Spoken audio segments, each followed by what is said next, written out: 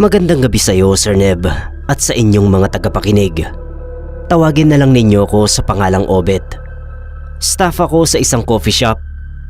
Bago pa lang ako noon at inaaral ko pa ang pasikot-sikot sa trabaho ko. Linis dito, linis doon. Pinag-aaralan ko rin ang iba't ibang menu ng mga kape na puro hindi pamilyar sa akin. Isang araw habang bakante ako, ay naisipan kong linisin ang bodega na tambakan ng mga gamit sa shop.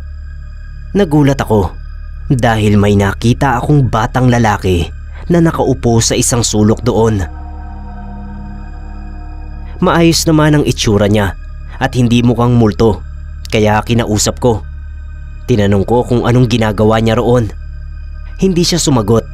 Sa halip ay tumakbo siya palabas ng bodega. Hahabulin ko sana, pero paglabas ko ng bodega ay hindi ko na siya nakita.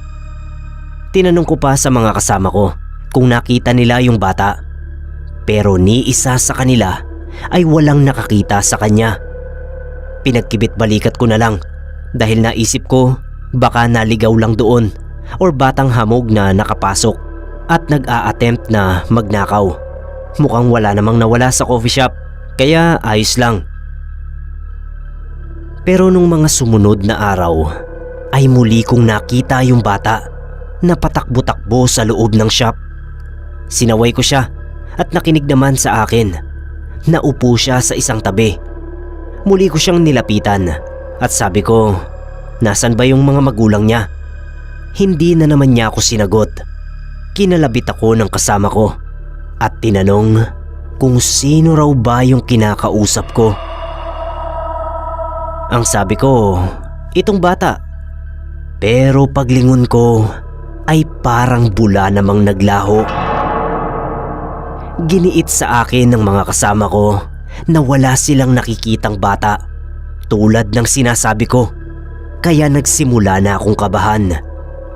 Dahil dumadalas ang pagpapakita sa akin ng bata, mismong may-ari na ng coffee shop na pinagtatrabahuhan ko ang nagsabi na ipapabless niya ang shop.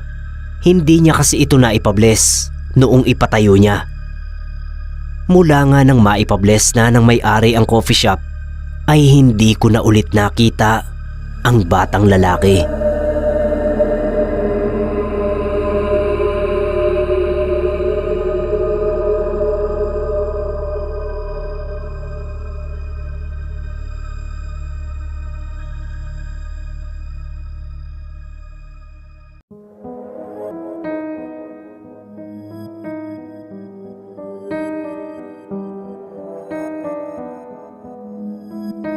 Ako si Leandro, barista sa isang coffee shop dito sa Maynila.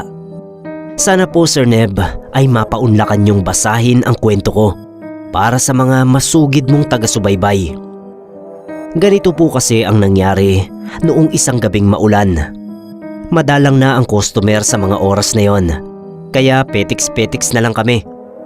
Akala nga namin ay wala nang darating, pero isang customer pa ang humabol. Matandang lalaki siya na nakasuot ng kapoting itim at may bitbit na mahabang payong. Umorder agad siya ng kape. Panay ang sulyap ko sa kanya dahil sa kakaiba niyang itsura. Mukha siyang mangkukulam sa haba ng muka at ilong niya. Tapos ang hahaba rin ng kuko na daig pa ang kuko ng babae. Hindi naman sa mapanghusga, pero yun talaga ang itsura niya. Medyo nakakapangilabot ang dating sa akin at siguro sa mga kasamahan ko rin. Tapos ay pinalapit niya kami sa kanya at inalok na hulaan niya raw kami. Medyo nag-alangan pa kami dahil takot nga kami sa itsura niya. Pero dahil na-curious kami ng mga kasama ko ay nagpahula na rin kami. Libre daw eh. Okay naman ang hula niya sa akin, Sir Neb. Wala namang nakakatakot na magaganap sa akin. Maliban lang sa isa naming kasamahang lalaki na si Dave. Ang sabi niya ay gawin na raw ang lahat ng gustong gawin sa buhay ni Dave dahil malapit na itong makarating sa paraiso. Ibig sabihin ay malapit na itong mamatay. Nagalit yung kasamahan namin at pinagtabuyan nito yung matanda kahit hindi pa ubos ang kape nito. Inawat namin siya pero ang sabi ng matanda ay ayos lang. Tahimik na umalis ang manghuhula at dire-diretso lang siya sa maulang kalsada. Ilang araw matapos yon ay nabalitaan na lang namin na nalunod sa outing nila si Dave. Nangilabot kami dahil naalala namin ang sinabi ng manghuhula tungkol kay Dave. Akala ko, Sir Neb, ay hindi na namin makikita ang matandang manghuhula.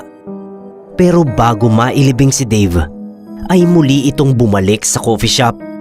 Pero tahimik na lang siya at hindi na kami inalok na magpahula sa kanya. Gustong gusto ko siyang lapitan para mag-usisa. Pero hindi ko talaga nagawa dahil sa takot ko. Hanggang sa makaalis na siya ulit. Hindi ko po alam kung makikita ko pa siya. Pero sana ay huwag na lang.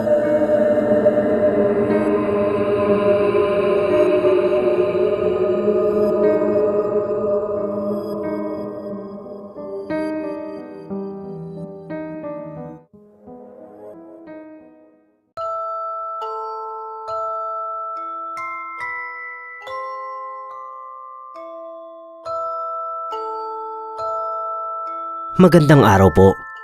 Share ko lang sa iyo, Sir Neb, at sa Team Pinoy Creepypasta ang naranasan ko noong nagtatrabaho pa ako sa coffee shop ng tita ko.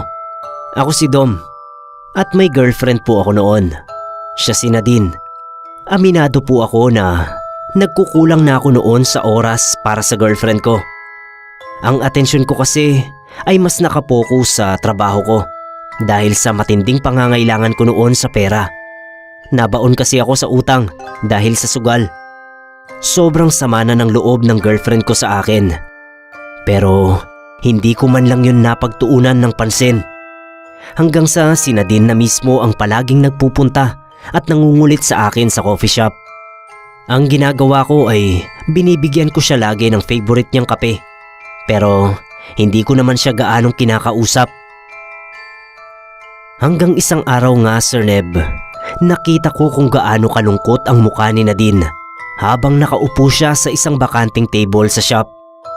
Wala siyang imik, kaya nanibago ako sa kanya. Tinanong ko pa kung masama ang pakiramdam niya, pero hindi pa rin siya umiimik. Kaya ang sabi ko, umuwi na lang siya at magpahinga. Nalingat lang ako, Sir Neb. Bigla nang nawala sa kinauupuan niya si Nadine. Napailing na lang ako dahil ngayon lang siya umalis nang hindi nagpapaalam sa akin. Pauwi na ako noon nang makatanggap ako ng tawag mula sa mama ni Nadine. Ayon sa kanya, hindi na raw ito umabot sa ospital. Naputukan daw ng ugat sa ulo ang girlfriend ko. Kinilabutan ako dahil yung sinabi ng mama ni Nadine na oras na dinala nila sa ospital si Nadine ay yun mismong oras na nasa coffee shop ito na parang tulala at wala sa sarili.